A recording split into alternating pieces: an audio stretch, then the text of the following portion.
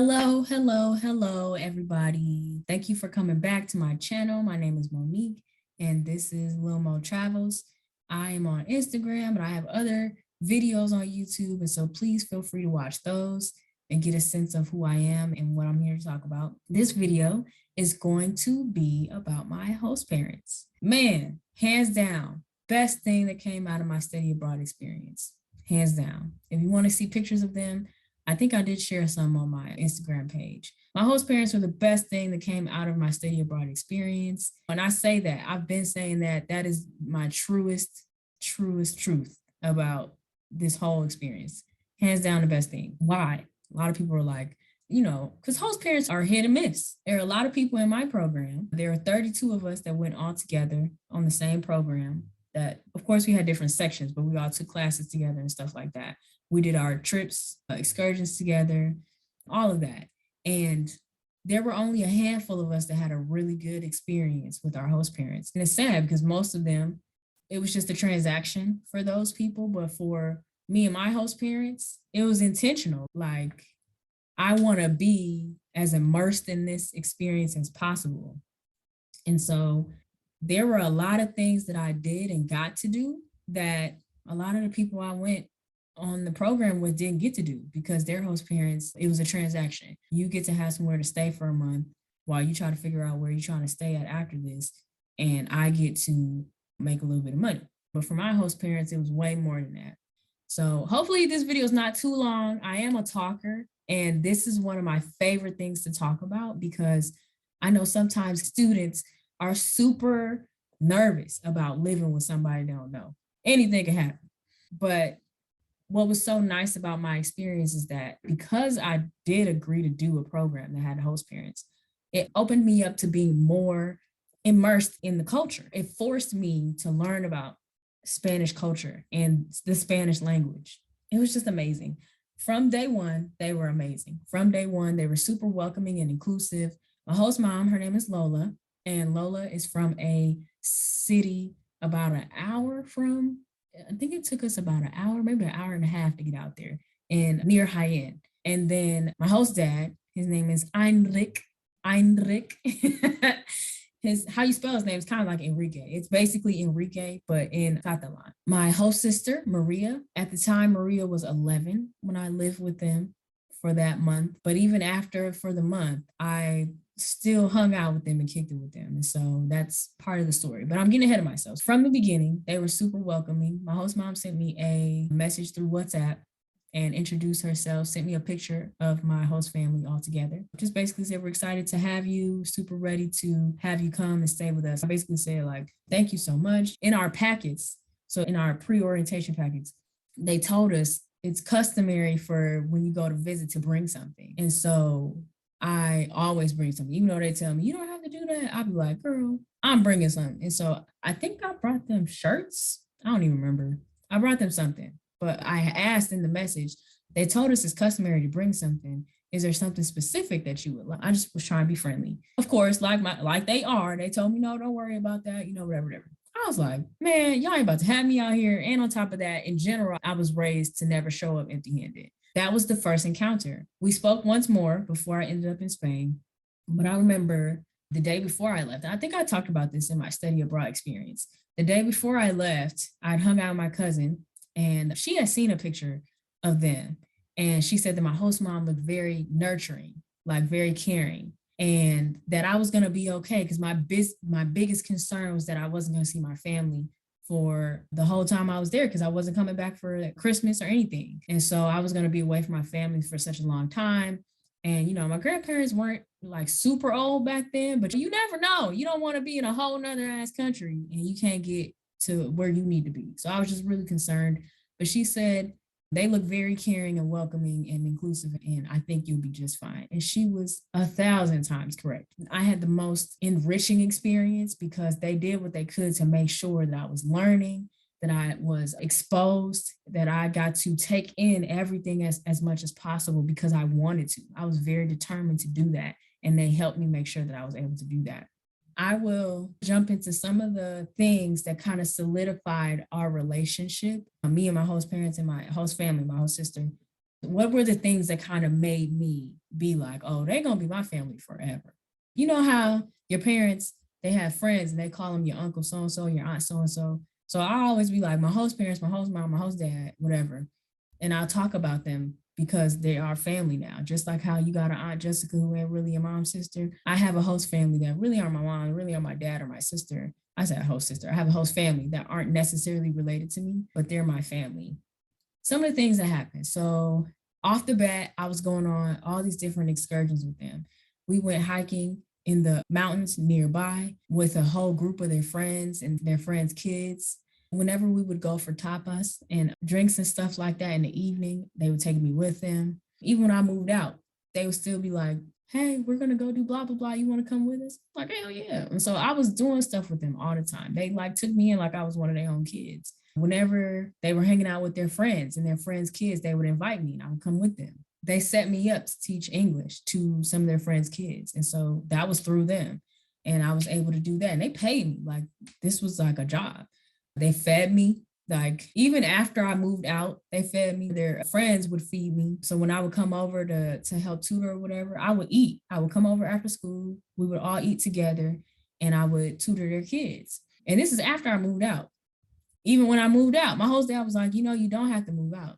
You could stay. I was in a hurry because I was 23.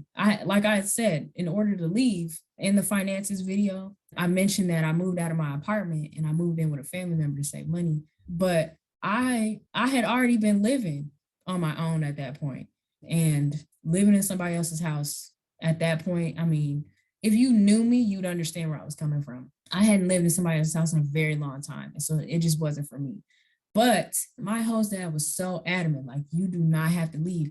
And when I was looking for places, when I was looking for apartments, he went with me. So he went and we would go and he would talk to people for me. So he would talk to landlords because he knew they was about to play me up and down in a circle. I don't speak Spanish that good, you know? And so he was out here like negotiating with people and I could kind of understand, but then he would tell me what they said. And my host dad, he is not somebody that just lets people walk all over him. And so he was very much like, but how much would she have to pay? And how much are you expecting? And is that going to be the final cost?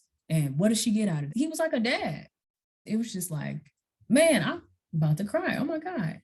It was just amazing. I remember one time, maybe I'm going to leave that story for my short stories on that one time. So I'll save that for another time. But it was a time when my host dad helped me tremendously to get my Wi-Fi set up, to get my phone set up. My host mom took me to do it, all that when I needed a phone. She took me, whenever we went shopping, they would take me with them. I remember I had moved out, but I went with them to go see my host sister swim. Every Tuesday was dinner. And so after school, because my host mom, she worked at the university, which is how I think she had gotten the opportunity to host students from the United States and from all over the place, honestly. But I would wait after school. I would leave and I would walk and meet them around the school and I would get in and we would go and pick up my host dad. And then we would go back to the house and we would have dinner and I would stay. And they would ask me like, you can stay if you want to, like you can stay tonight. And I would be like, no, that's okay. I'm just going to go home. My walk wasn't that bad. I'll talk about this at a different video too. That's like walking around at night in Spain is nothing. Like I would never pump gas here at night. I would never, like here in the United States, I would never go to the grocery store at night. I wouldn't even go out to my car at night, honestly. We have gates here, but you know, people are crazy. But over there, it would be 3 o'clock in the morning. You could just be walking down the street. Nobody would bother you. And so it wouldn't be that big of a deal. I would just walk home to my apartment.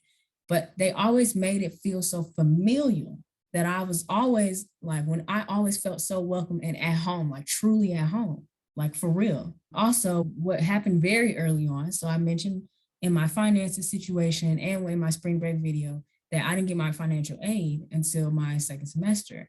My host dad lent me some money until I was able to pay them back. And they didn't know me from a can of paint. So I was out here like, you willing to give me some money? Like, wow. And of course I had to pay back, but you know, it's not like they was chasing me down for it. It was very much like, make sure you use it for what you need. And if you need anything else, just ask us. It was like that. And I was just like, these people are from heaven. Like what?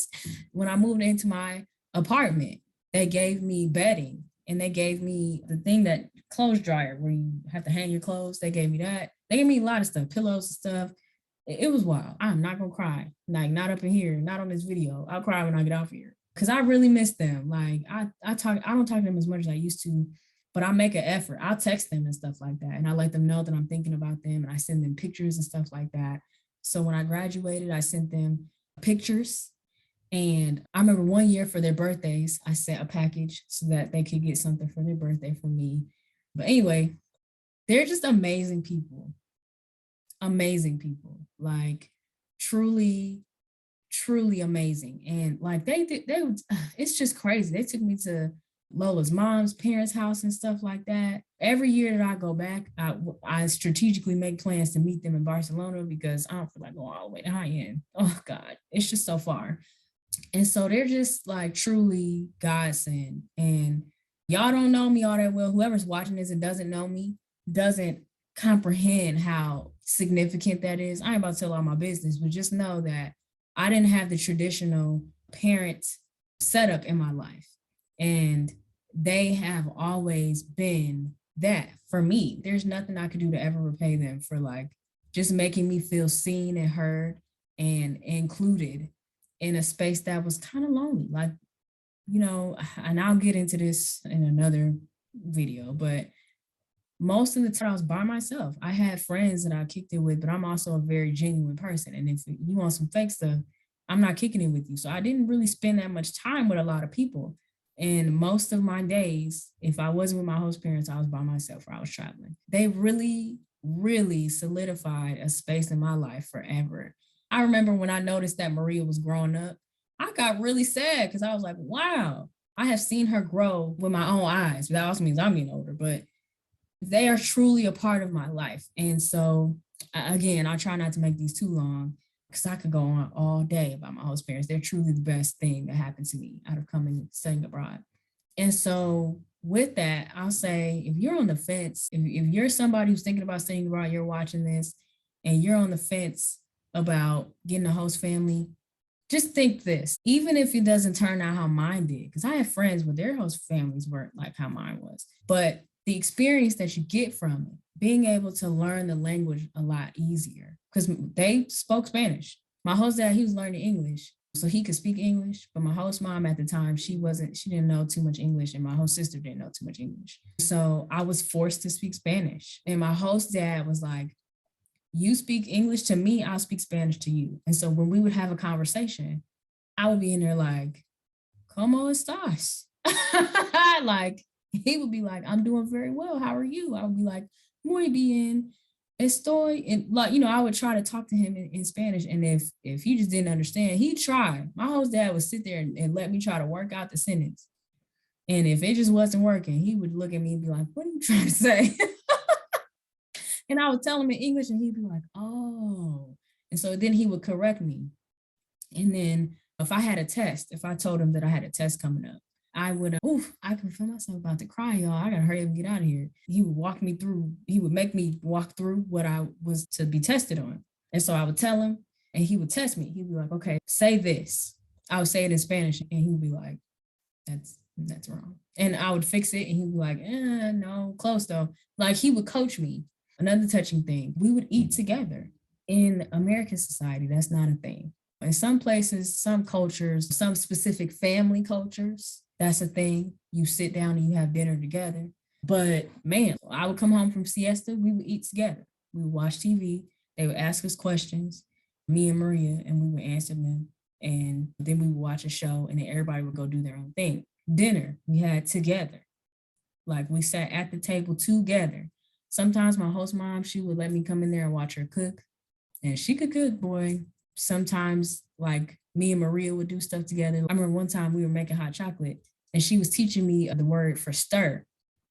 And I was like, what? And I was telling her, I was, no entiendo. Like, I don't understand. And she actually did the motion, like literally was like, and turned her body, like stir. And I was like, oh, like turn. And she was like, see, like so many amazing memories that came from just being with my host parents. And when people are thinking about it and they're on the fence, I'm like, you get exposed. It don't even gotta be that they end up being your actual family. Like it doesn't have to be how my experience turned out. What it really is, you get exposed to a lot more than you would have had you not had a host family. Yes, you do get a little bit uncomfortable at first. Like my first bout of homesickness was when I was at Lola's parents' house. So she could tell that something was wrong. So she took me upstairs. She made the bed for me and was like, "You can nap here. Just lay down." And I laid and I cried my little self to sleep. And then when I got up, I was fine. And then I went downstairs and everything was cool. But I would have never met her parents had I not, I would have never met them had I not done host family. My Spanish wouldn't have been as good as it was. It could be better now. I just wouldn't have been exposed to the stuff that I was exposed to. I got to meet people that I would not have met had I not been with them. I wouldn't have had that job teaching English had I not been with them. Just so many things I learned and so many things that they tried with me. And there are so many myths that I got to bust about being an American and so many perspectives. And it's just amazing. And even to this day, like when I still talk to them, it's just phenomenal that they could love me like I love them. And so anyway, I'll sing their praises until my dying day. Thank you so much for listening. I can do another video if you want me to, because I love talking about them. And I'm thinking maybe I can invite them to do a video with me. Maybe I could ask them some questions about hosting me and how that was. I think that would be kind of cool so that people can see who they are and their personalities and stuff like that. Thank you so much for watching. If you got questions, drop them in the comment section. Like I've said before, I'm thinking about starting a podcast with the sound, the background sounds from my videos. I'm gonna put them on podcast. So if you like podcasts, you can check that out. I'll give that information once I have it. I'm on Instagram, Lil Mo Travels. So that's LILMOTRAVELS on Instagram. And please check out the rest of my videos on YouTube. Drop some comments, the things that you like, some things that you might want to see. Maybe you got some questions you want me to answer, and I will get to that. So thank you so much.